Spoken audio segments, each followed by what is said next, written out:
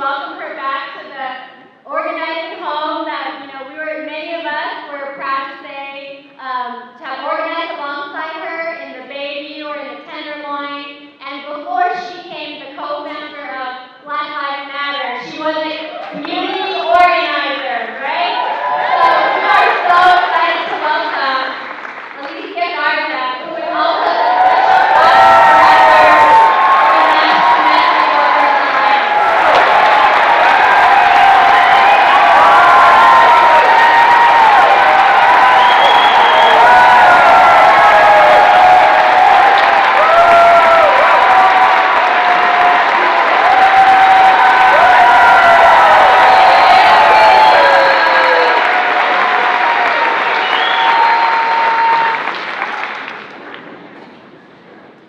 What's up, Bay Area? How we feeling? This room is amazing. Did y'all just take a minute to look around and look at how beautiful y'all look and feel? Did y'all do that? You should do it now. No, seriously, do it now. Give each other a high five, thank you.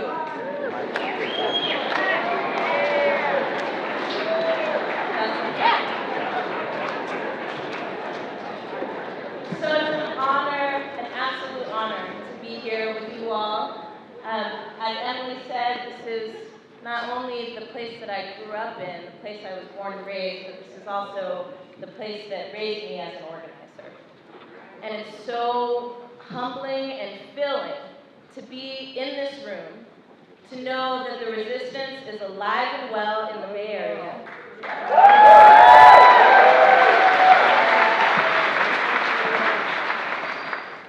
Because y'all, I have to be honest that every day doesn't feel like this. Every day doesn't feel like this, but our job is to make sure that every day does feel like this. Am I right? And the reason that we're here today is to learn how to resist. It's to figure out how to build solidarity and relationships across our communities, across our issues, but it's also to make sure that we multiply this room by 1,000, by 10,000, by 100,000.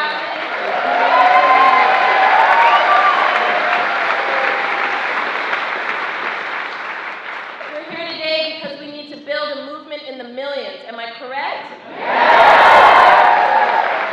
Not the dozens, not the hundreds, not even the thousands, but a movement in the millions. So we're now 2 months out from the inauguration of the 45th president. I don't use his name. We just call him 45 for short. And we do that because we only want him here for a short time.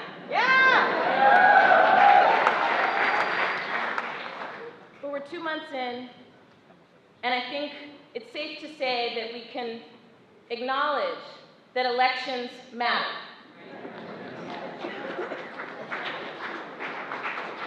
I really mean that, y'all. Elections matter. And as I was coming here today, I was thinking about the lead up to November 8th. The conversations we were all having about, God, does it even really matter? And it's so terrible, and there's just no good option. And now 2 months into this presidency, I think we're clear that elections matter, that resistance matters, and that organizing matters. I often hear people say things like, if Hillary had just won, or if Bernie had just won, and I just want to implore us to stop having that conversation.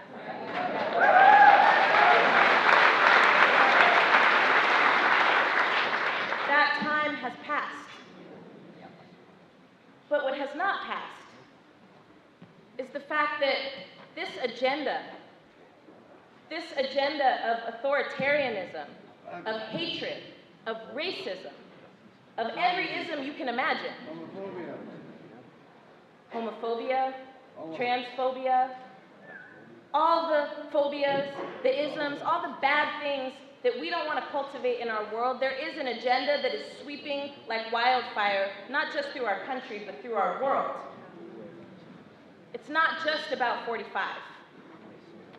It's about the vision that 45 has to divide us, to separate us, to make us a little less human, to make us a little less connected to one another, to make sure that we're fearful and suspicious of one another. And that agenda has translated into power.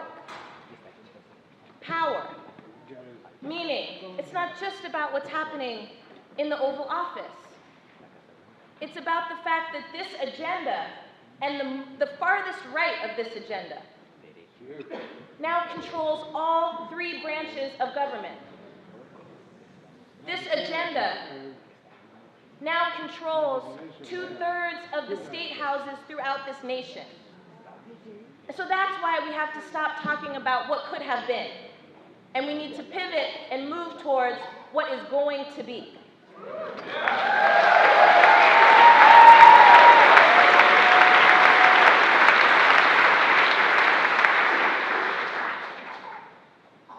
In 45's agenda, white nationalists, white supremacists, former members of the Ku Klux Klan can hold government office. That is the reality of their agenda. And if we want to talk quickly about what's at stake, because I know everybody's here because something or someone that you care about is at risk. But if we want to just talk quickly, that's my phone, somebody stop. Sorry about that, Sean. If we want to talk quickly about what's at risk, we can talk about how right-to-work legislation is being passed across the country. If we want to talk about what's at stake, we can talk about people not being able to move freely to where their family and their loved ones are.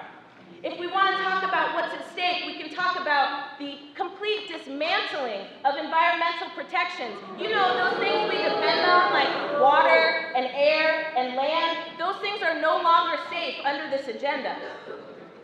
If we want to talk about what's at stake, we can talk about public safety and how this administration says that more militarism and more police is what's making us safer. If we want to talk about what's at stake, we can talk about the fact that even what we're doing right here, right now, is being criminalized as we speak. Our ability to stop the gears of the things that are happening that are terrible is at risk. As we speak, there are bills being passed through legislatures that criminalize protest. If you stop a freeway, you will be charged with economic terrorism. Y'all understand what I'm saying here? So let's keep it real. What's at stake is not just the issue that we care about. What's at stake is our way of life. What's at stake is our values. And what's at stake, quite frankly, is our ability to see the next generation. I don't say that facetiously. I really mean it's at stake. And so when we're here, and we're here to learn how to resist, we should remember that resistance is not just about turning our backs to the things that we don't like. Resistance is not just about saying no in the face of evil, but resistance is 100% about building the things that we want instead.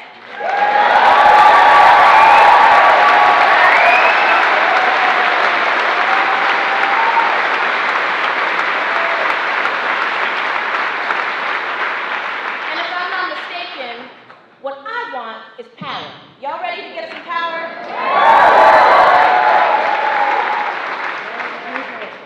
I want to make sure that the people who I love and who I care about, and me myself, have the ability to determine my future. I want to make sure that I have the ability to make decisions that impact my own life. And so in order for us to make that happen, we have to build that world.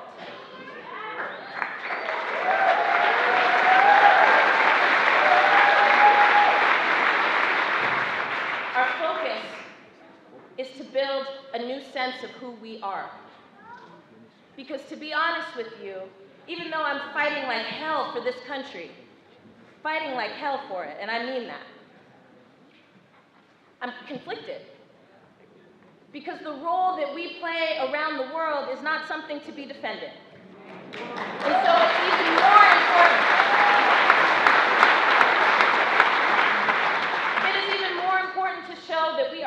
serious about what it means to govern. So I hear all over the place, we must be ungovernable. And yes, we must be ungovernable, but we must also fight for governance.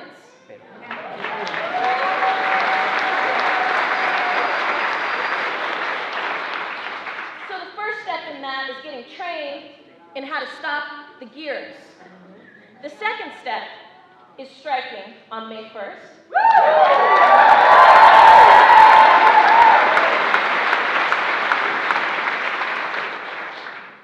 And then the third step is to do what we're doing here, which is to organize.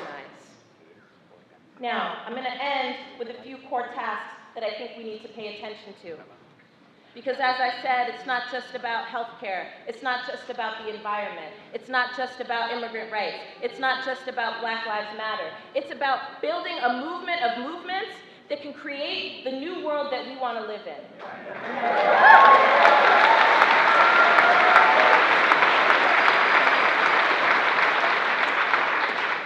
So to get there, first things first, we have to learn how to organize beyond the people who already agree with us. San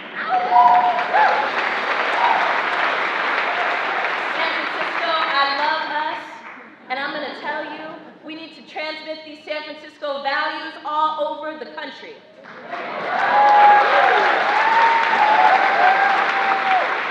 San Francisco has always been a place where people from different walks of life can come in search of freedom.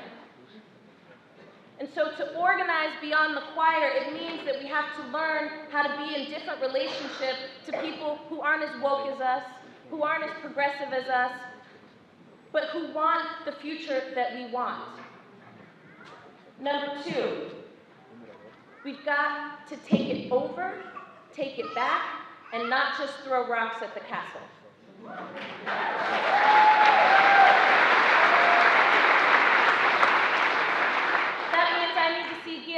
As mayor. Emily, as our city council person.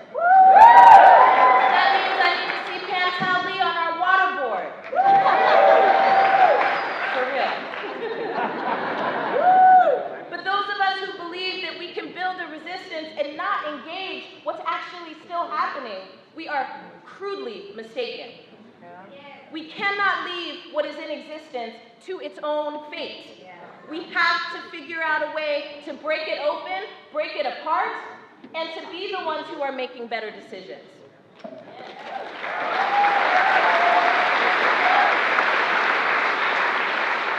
Number three,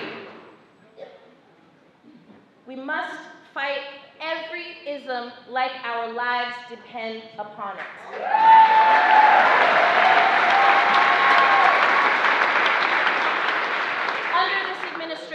I guarantee you no one is safe but the richest of the rich. And if for some reason you think, well, these things are happening to other people, and I'm here because I want to protect other people, I'm here to tell you, you better be here because you want to protect yourself too.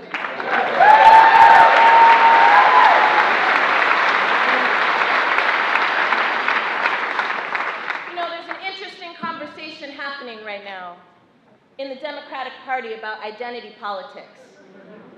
And I want to be just really, really clear that the only identity politics moving through this country right now are the silent identity politics of white nationalism.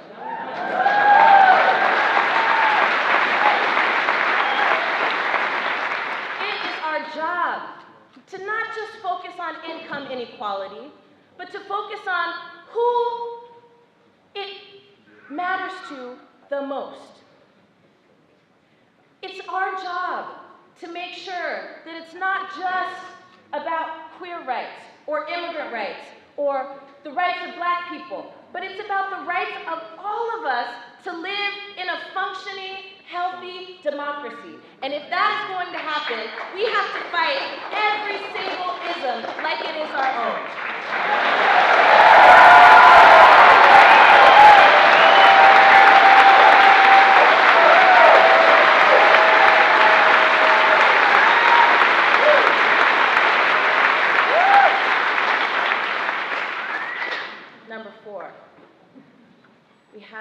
to get to know our neighbors. Because organizing literally starts with building relationships. Getting to know the people on your block. Letting them know you've got their back. Make sure you've got their number and they've got yours. Make sure they know about trainings like this. In fact, bring them with you next time. Yes. And build that out block by block, community by community, because I will tell you, as much as I love a good protest, as much as I love a good march, those are not sufficient.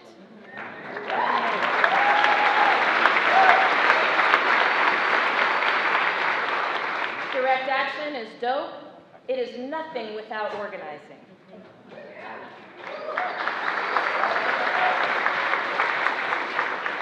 And finally, our task is to win hearts and minds.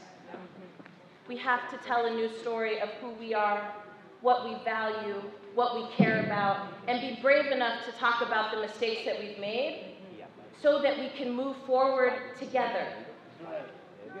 Winning hearts and minds means acknowledging where we've fallen down. It means talking to each other about the places that are a little bit rough. But it also means saying to each other, I got your back. I got your back. And it's all of us or none of us. Are y'all with me? Yeah. Y'all say that with me? It's all of us or none of us? I want to hear y'all say that with me. It is all of us or none of us. That was beautiful. One more time. It is all of us or none of us. Y'all, I believe deep in my soul that we will win. If we continue to bring each other together like this, tenfold, 100-fold, 10,000-fold, I guarantee you we will win. Are y'all ready to win? Yeah!